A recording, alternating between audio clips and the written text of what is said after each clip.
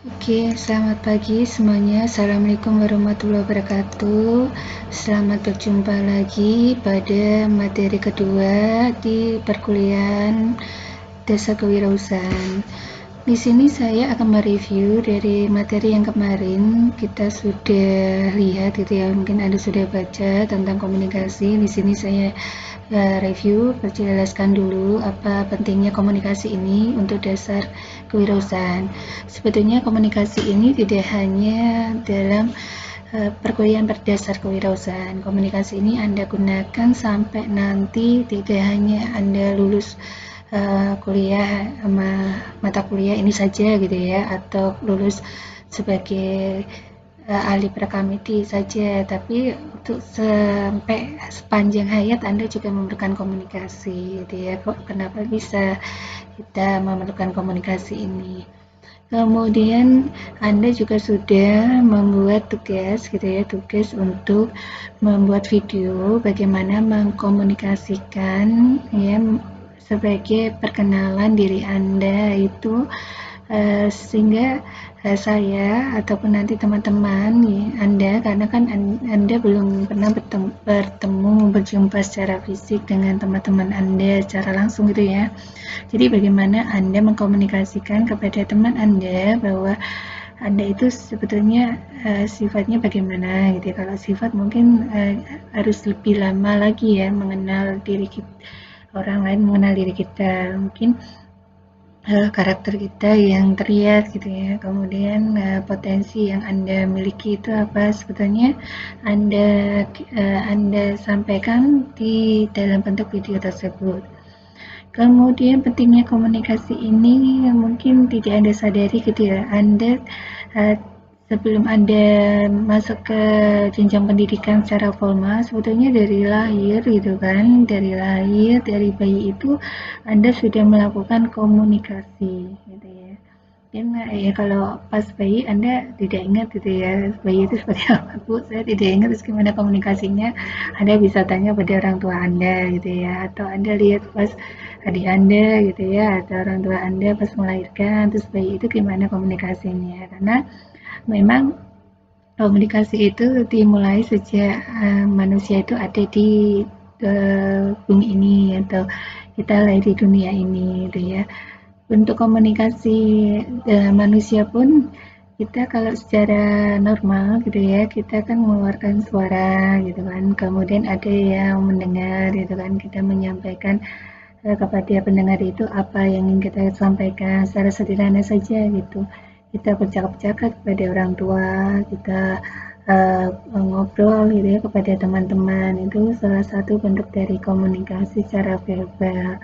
Tapi kadang ada juga komunikasi yang mungkin tidak secara verbal gitu ya, mungkin kita jumpai pada, mohon maaf, pada teman kita yang memiliki keterbatasan atau disabilitas, itu kadang kita tidak berkomunikasi secara lisan gitu ya, ada yang tidak bisa mengeluarkan suara atau tidak bisa mendengarkan. Nah itu kan kadang kita juga harus punya teknik komunikasi yang lain gitu kan. Nah, teknik komunikasi seperti apa yang ingin disampaikan gitu kan. Nah, kita juga harus melihat gitu bahwa bentuk komunikasi ini ternyata bisa bermacam-macam. Nah, perlunya kita mempelajari komunikasi ini untuk apa sih gitu ya, khususnya untuk perkuliahan di dasar wirausaha ini.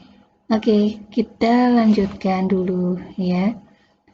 Gambarannya bahwa manusia tadi yang ya kita lihat gitu ya, manusia itu tidak hanya sifatnya soliter. Mungkin Anda pernah mendengar kata-kata soliter. Dulu ada permainan soliter, itu manusia penyendiri atau manusia individu. Kita individu, tapi bagi individu yang membutuhkan gitu ya sosial, makanya makhluk sosial terkenalnya manusia ya. Jadi menurut Erik Erikson gitu ya, memang banyak pakar-pakar yang kita lihat gitu kan, pakar-pakar dari luar negeri menyatakan bahwa manusia itu bukan makhluk yang soliter gitu.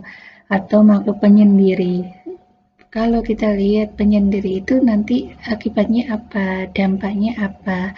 Nah, dampaknya nanti bisa Anda lihat bahwa mungkin ada pemberitaan gitu ya, karena penyendiri, depresi ya gitu ya.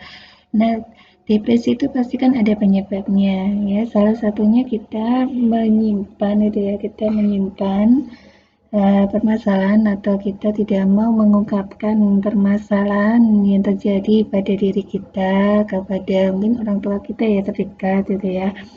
Kadang mama ada yang putus cinta gitu ya. Itu dipendam lama, patah hati sampai ya terdalam sampai bunuh diri gitu ya. Atau dulu itu pas kan masih maraknya ujian nasional tuh ya, itu juga tidak lulus gitu ya, itu dipendam secara mendalam sehingga bunuh diri. Nah, itu yang mempunyai dampak buruk kalau kita tidak ya, dan artian kita menyendiri, tidak mengungkapkan permasalahannya. Nah, bagaimana kita mengungkapkan permasalahannya? Ya pastilah kita cari ya teman. Kalau teman kita itu seringkali tidak bisa menyimpan rahasia. Lah kan kita punya istilahnya sahabat atau orang tua gitu ya. Orang tua itu bagaimanapun juga sebagai itu ya sahabat teman Anda ya selamanya, dalam artian kan ya, tidak mungkin ada orang tua saja gitu ya, atau jahat-jahatnya orang tua pasti kalau tentang anak pasti dia akan melakukan apapun terhadap anaknya. Nah, di sini tadi bahwa komunikasi itu sejak dia ada sejak manusia lahir, sejak bayi. Kita lihat saja pada waktu bayi gitu kan, bayi itu kan dia mungkin orang tua kita melahirkan kan tidak sendirian. Anda kan bayi juga lahirnya itu kan tidak keluar sendirian dalam artian oh ini sudah keluar ya, tapi kan kita memerlukan bantuan juga gitu ya. Ada dokter, ada perawat, ada bidan gitu ya. Dan bahkan kita pernah mungkin Anda pernah menyaksikan gitu kan dalam perjalanan seorang ibu hamil gitu ya, ternyata tidak dalam artian sudah tidak tertahan lagi dia melahirkan dibantu dengan orang-orang sekitarnya. Nah, di sini kita sebagai makhluk ya sosial tadi bukan makhluk yang soliter walaupun banyak kita lihat gitu kan di negara-negara maju itu kadang individu begini, tapi individu manusia atau seegoisnya manusia dia tetap juga memerlukan orang lain gitu ya.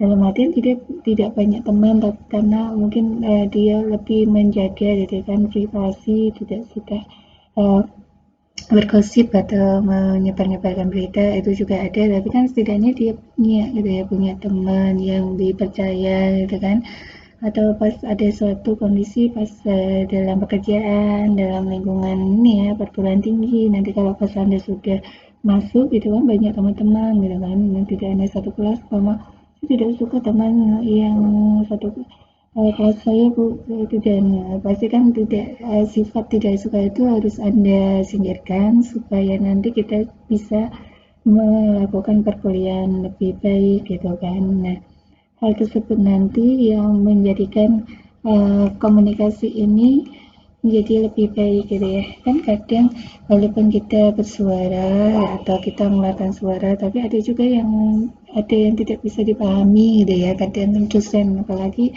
saat ini ya kita bertemu daring gitu ya.